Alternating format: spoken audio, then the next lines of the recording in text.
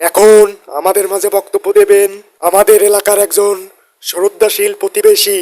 আমি তাকে বক্তব্য রাখার জন্য অনুরোধ জানাচ্ছি। এই যে এখন কি যে বক্তব্য দেবো তাই ভাবতেছি।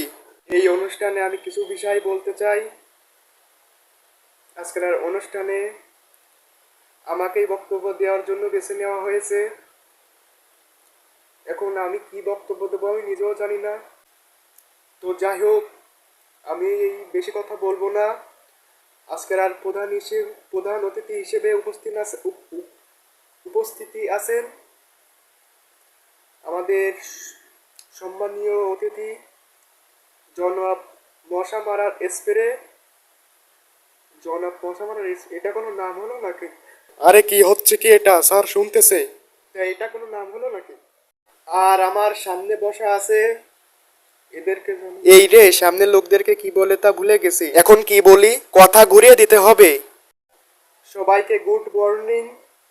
আরে ধ্যাত কি বক্তব্য দিচ্ছেন এটা? আরে কি বলবো কিছুই তো জানি না।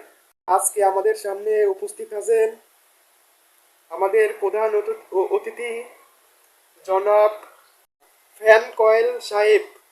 ধুর, এটা কোনো নাম হলো নাকি? কোনো মানুষের নাম হয় ফ্যান কয়েল সাহেব? আরে কি হচ্ছে কি এটা স্যার শুনছেন না? কি বলবো। আর বিশেষ অতিথি হিসেবে আছেন ডাক্তার হাসের ডিম। হাঁসের ডিম কোনো নাম হয় কারোর? বারবার এসব কি বলছে উনি? নাম হয় দুধ কি বলবো কি?